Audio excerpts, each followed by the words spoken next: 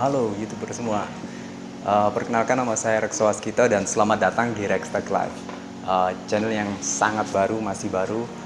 Channel baru saya juga. Saya udah punya channel sebenarnya yang mengisi tentang musik, dan di channel ini saya akan banyak menjelaskan tentang teknologi, terutama teknologi, game, review, unboxing, segala hal yang berkaitan dengan teknologi yang pastinya. Kenapa? Karena hal tersebut sangat menarik untuk dibicarakan, terutama di video ini. Jadi di video ini saya akan menjelaskan tentang PC build saya. Jadi seperti apa PC build saya ini dan kenapa saya ingin membagikannya dengan kalian semua. Pertama, ini adalah PC build pertama saya dan yang mengawali saya, istilahnya menginspirasi saya untuk membuat channel ini dan membagi hal-hal tentang teknologi. Karena saat saya membangun PC ini, saya belajar banyak hal sekali, mulai dari teknologi, apa itu ya prosesor, apa itu hard disk, segala macam ya. Makanya saat ini saya ingin membuat channel yang seperti ini agar nantinya orang-orang yang seperti saya yang ingin membuat PC sendiri dengan budget yang sangat minim, dengan keterbatasan yang ada, dapat terbantu nantinya.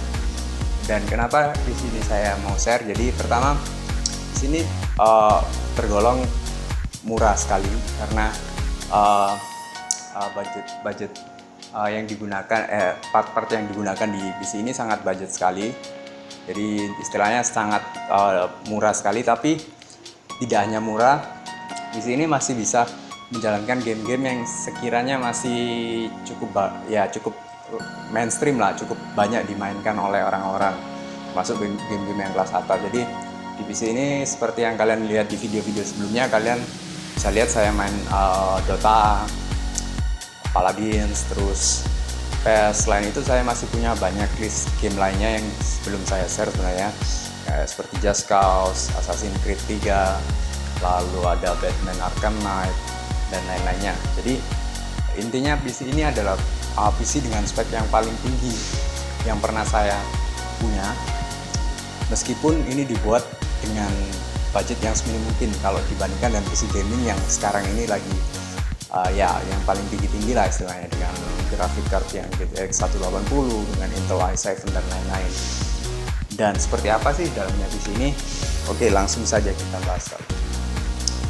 Pertama, dari prosesor. Prosesor saya memilih APU. Kenapa APU?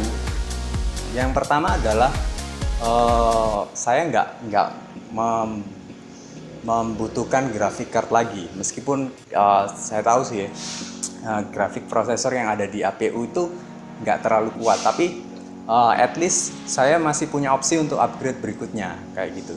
Jadi itulah yang saya terpikirkan. Tapi selain itu, APU di saya ini A107860K ini saya dapat dengan harga yang sangat murah sekali.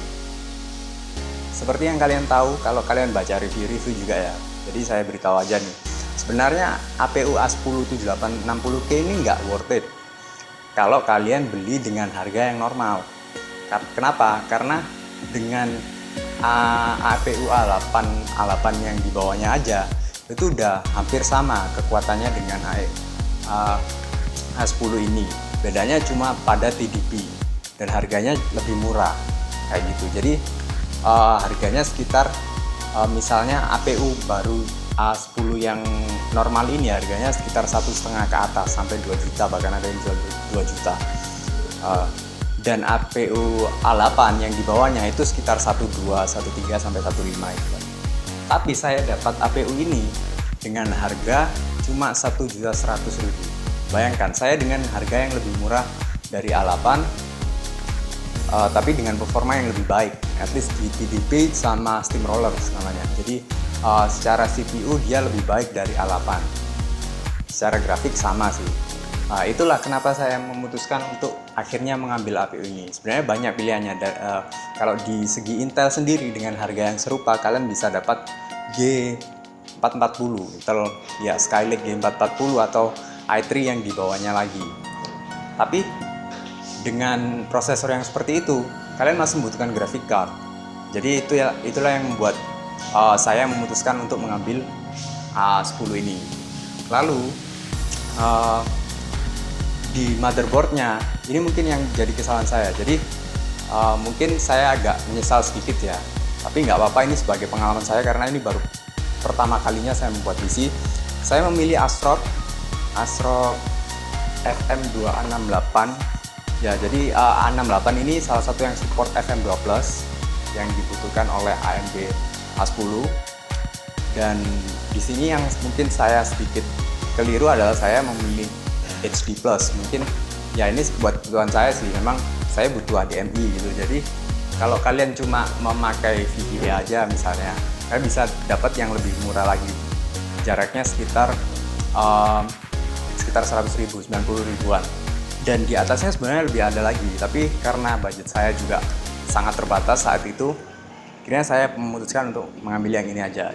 At least ini support HDMI, meskipun itu bukan hal yang terlalu signifikan sebenarnya. DVI aja sebenarnya cukup, tapi saya memaksakan untuk ya support HDMI ini. Lalu ya itulah motherboardnya. Fiturnya nggak banyak, tapi cukup memberikan apa yang saya inginkan lah.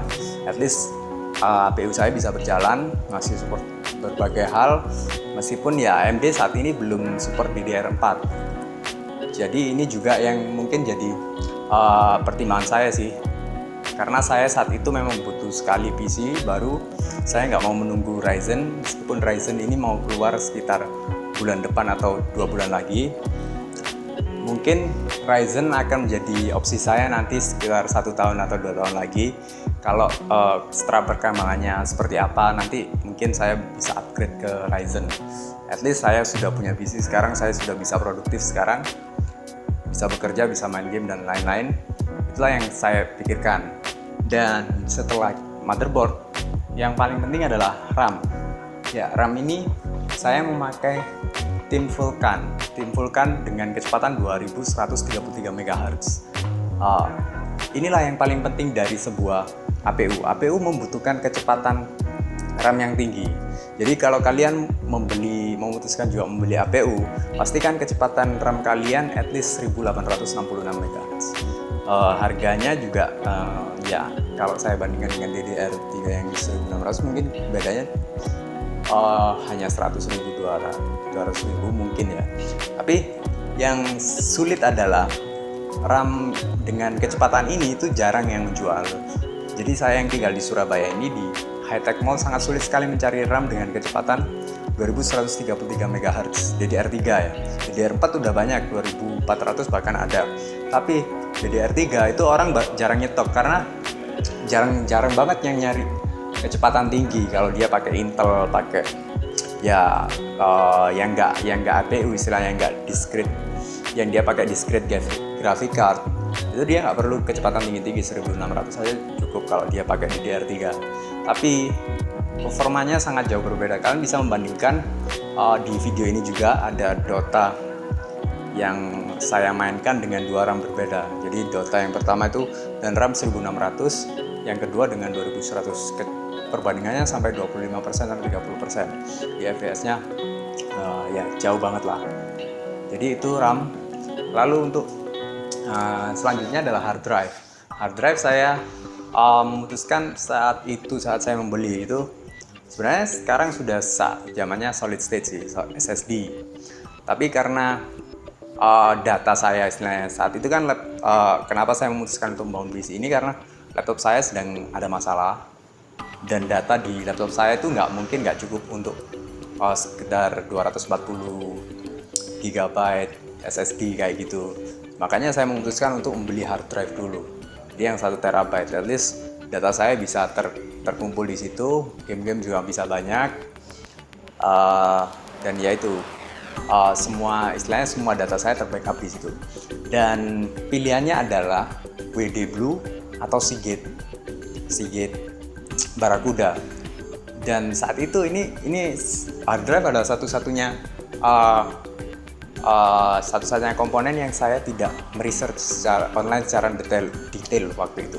Jadi saya langsung aja beli setelah beli motherboard, kalau nggak salah saya setelah beli motherboard, setelah COD motherboard, lalu saya coba lihat-lihat, ternyata ada hard drive, harganya sekitar 600.000 sekian lah, hampir 700. Nah, saya bilang Seagate aja. Seagate itu istilahnya jarak antara Seagate sama WD Blue saat itu orang tokonya bilang itu sekitar 80 sampai 90 ribuan. Ya, saya pilih Seagate aja. Saat itu emang kondisi keuangan saya lagi mepet-mepet kan. Jadi saya pilih Seagate. Saya kira saya akan dikasih Seagate Barakuda karena itu yang paling umum. Tapi ternyata saya malah dikasih Seagate Stellation. Nah, inilah yang saya bingung saat saya baru sadar di rumah, ini Stellation gitu. Apa bedanya dengan Seagate Barakuda? Ternyata Stellation ini adalah hard drive yang kalau nggak salah yang dibuat untuk enterprise, kelas enterprise. Jadi dia biasa dipakai mungkin untuk server, untuk kayak gitu, untuk mungkin komputer-komputer kantor kayak gitu.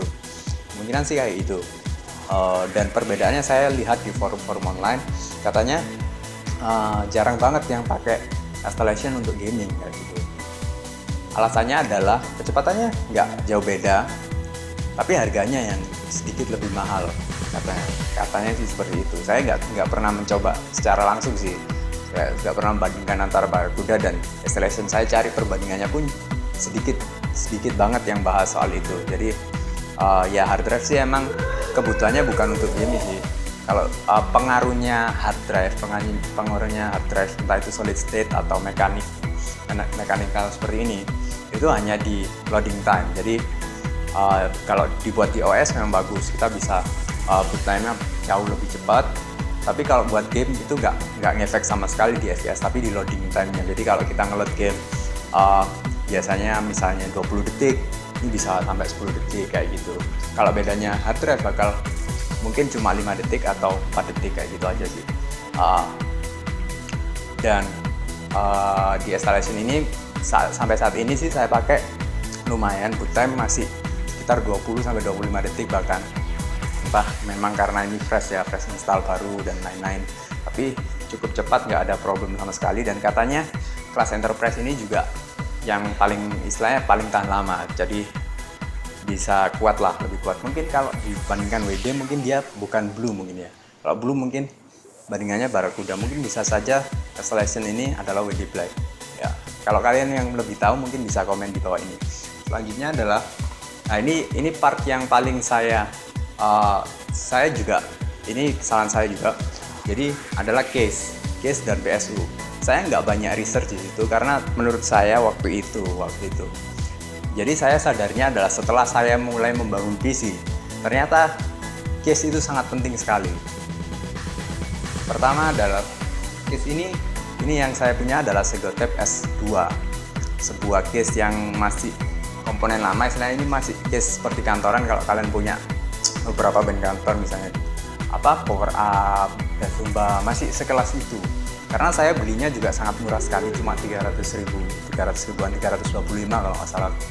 325 bonus PSU 500 watt. PSU-nya juga ya, ini kita bahas dulu case-nya dulu ya sebelum kita bahas PSU. Case-nya ini pertama adalah ya, setelah saya research antara top mounted sama bottom mounted itu ternyata ada perbedaannya. Itu yang pertama kali saya aware tentang antara bedanya case yang lama sama case yang baru. Jadi antara top mounted sama bottom mounted itu ada perbedaannya. Jadi entah ini perbedaannya signifikan atau tidak. Di forum-forum sih katanya bottom mounted yang istilahnya PSU-nya di bawah itu dia lebih bagus sirkulasinya. Maksudnya sirkulasi, jadi udara panasnya dia keluarkan di bawah. Jadi disedot dari bawah, dia nyedot sih. PSU itu nyedot udara dari bawah kan, karena yang di atas itu dari bawah itu keluarannya dari CPU, dari graphic card, jadi dia lebih panas. Tapi ada juga yang bilang kalau PSU top mounted itu juga nggak segitunya banget, karena PSU yang bagus itu udah pasti ya yang paling jarang rusak lah ya, nggak temperatur banget lah, istilahnya kayak gitu. Banyak yang bilang seperti itu. Tapi selama saya pakai ini sih ada juga yang bilang kalau micro ATX yang kayak gini. Jadi punya saya, motherboard saya FM tadi SMA 68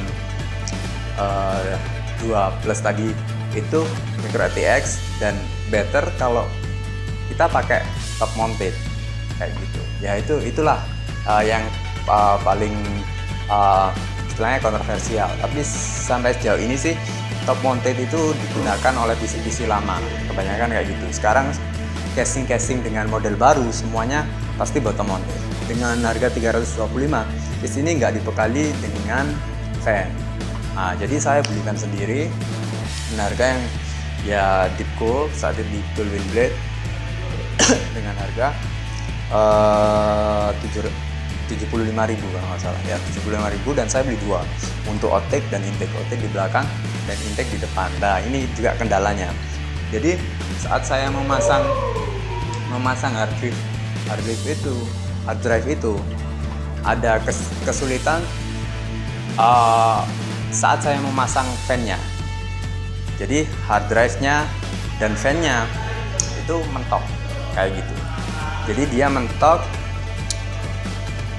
jadi fan-nya harus saya taruh luar. Ya itu juga. Ini yang jadi pertimbangan kenapa case itu penting. Jadi kalian juga harus mempertimbangkan tempat hard drive-nya, tempat win-nya dan segala macamnya kayak gitu.